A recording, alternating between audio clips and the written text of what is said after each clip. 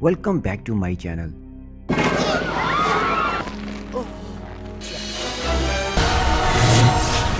Fantastic four 4 लोगों की कहानी है जिनके पास खास किस्म की सुपर पावर्स हैं। एक का नाम रीड है जिसे मिस्टर फंटास्टिक भी कहते हैं। उसमें यह पावर थी कि उसकी बॉडी बहुत ही ज़्यादा फ्लेक्सिबल थी। दूसरा फंटास्टिक आदमी जॉनी है और वो ह्यूमन टॉर्च के नाम से मशहूर है। उसकी पावर ये थी कि वो फायर का बन जाया करता था। तीसरा था बैन जिसे दी थिंक भी कहा जाता था, वो पत्थर का बन जाता था। और चौथी थी एक लड़की सुजैन जो कि इनविजिबल हो जाया करती थी और उसे इनविजिबल वुमन कहते थे। मूवी शुरू होती है तो हम देखते हैं कि रीड और बैन एक ऑफिस में जाते हैं। वो ऑफिस एक डॉक्टर का था जिससे स्पेस से जुड़ी सब बातों का इल्म था। रीड को ये लगता था कि स्पेस में बादलों की वजह से जमीन में बहुत सी तब्दीलियां आई हैं। वहाँ एक लड़की सुजैन भी होती है जो पहले रीड के साथ रिलेशनशिप में थी, लेकिन अब वो डॉक्टर डोम के साथ रिलेशन में थी जिससे रीड और बैन मिलने आए थे। ये सब क्लास फेलो थे, लेकिन डॉक्टर डोम इसलिए अमीर हो गया क्योंकि वो पैसे कमाने के लिए किसी भी हद तक जा सकता था। रीड स्पेस के बारे में बहुत कुछ जानना चाहता था तो वो डॉक्टर से बात करता है। डोम उसे कहता है कि अगर तुम इस नए प्रोजेक्ट के बारे में मान जाओ तो उसका 75% तुम्हें मुझे देना होगा। रीड मान जाता है। फिर हम देखते हैं कि इस प्रोजेक्ट के लिए चारों दोस्त और डॉक्टर डोम निकल पड़ते हैं। अब हम देखते हैं कि स्पेस में एक तूफान आ रहा है और बैन स्पेस स्टेशन से बाहर खला में ही होता है। वो उसे बचाने की कोशिश करते हैं और इसी दौरान इनसे स्पेस स्टेशन के प्रोडक्शन शीट भी नहीं खुलती तो वो सोलर स्टॉर्म स्पेस स्टेशन के अंदर आने लगता है, लेकिन फिर वो किसी तरीके से बचकर वापस जमीन पर आ जाते हैं। बैन की तबीयत खराब हो चुकी थी और वो 3 दिन बाद होश में आता है और इधर सुजैन की तबीयत भी खराब थी। रीड इसके लिए फ्लावर लाता है। जॉनी भी वहाँ मौजूद होता है और नर्स उसका टेम्परेचर चेक करती है जो काफी ज्यादा था। शाम को वो घूमने जाते हैं, लेकिन हवा ज्यादा होने की वजह से उसकी बॉडी पर आग लग जाती है और वो सीधा बर्फ में चला जाता है ताकि वो अपनी आग को जल्द से जल्द बुझा सके।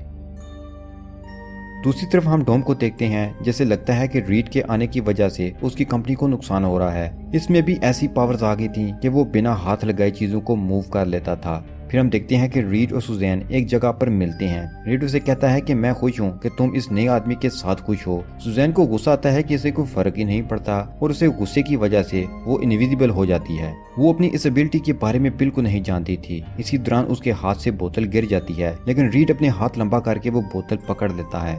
यहाँ रीड को भी पहली बार पता चलता है कि उसकी बॉडी फ्लेक्सिबल हो चुकी है। फिर वहाँ जॉनी भी आ जाता है। अब दोनों मिलकर बैन की तरफ जाते हैं जिसने खुद को एक रूम में बंद कर रखा होता है। वो इनके लिए दरवाजा नहीं खोलता और खिड़की तोड़कर बाहर चला जाता है। वो सीधा अपनी वाइफ के पास जाता है, लेकिन वो उसे देखकर डर जाती है।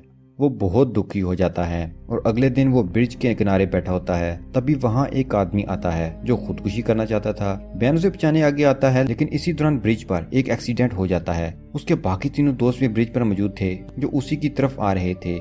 ये लोग मिलकर एक्सीडेंट्स को रोकने लगते हैं, जिन्हें देखकर लोग हैरान हो जाते हैं और बाद में उनके लिए क्लैप भी करते हैं। वहाँ बैन की बीवी भी आती है और वेडिंग रिंग उतारकर वहाँ रख जाती है, जिससे बैन दुखी हो जाता है। लेकिन रीड उसे हौसला देता है कि फिक्र ना करो, हम पहले जैसे हो जाएंगे। अब इन चारों की टीवी पर न्यूज आने लगी थी। लोग इन्हें अपना हीरो कह रहे थे। फिर वो एक जगह जाते हैं जहां लोग कार्ड्स उठाए इनको देखने आए होते हैं। साथ में वो बैन से भी डर रहे होते हैं। तभी वहां डॉक्टर डोम भी आ जाता है जो सुजैन को साथ चलने का कहता है। रीड वहां आ जाता है तो डोम के गुस्से की वजह से लाइट ऑन ऑफ होना शुरू हो जाती है, यानी अब डोम के पास भी अजीब व गरीब ताकतें थी।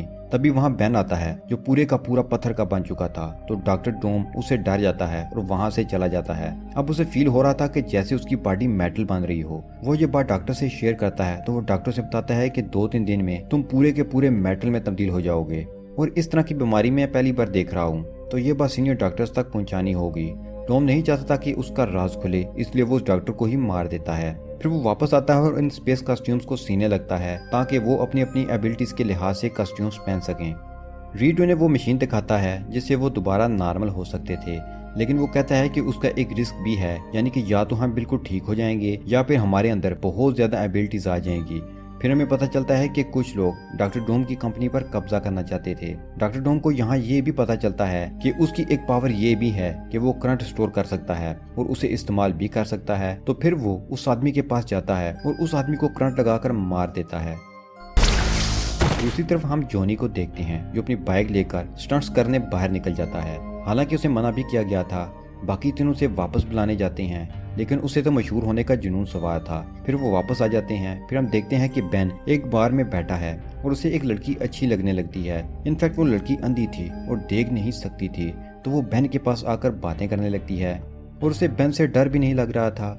दूसरी तरफ हम देखते हैं कि डॉक्टर डोम जो रीड से बहुत नफरत करता था, इसलिए वो उसके ऑफिस में कैमरास लगा देता है ताकि वो उसे मॉनिटर कर सके। फिर वो बेन के पास जाता है और उसे कहता है कि रीड तुम्हें ठीक ही नहीं करना चाहता, वो तो सिर्फ सुजैन से प्यार करता है। तभी रीड और सुजैन वहाँ पर आते हैं, तो ये देखकर बेन काफी गुस्सा हो जाता है और वहाँ से चला जाता है।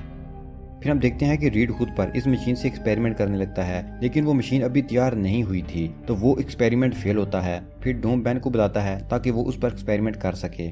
बेन की बॉडी से जितनी भी पावर निकलती है वो उन्हें खुद एब्जॉर्ब कर लेता है और ज्यादा पावरफुल हो जाता है। यहाँ बेन काफी वीक हो जाता है।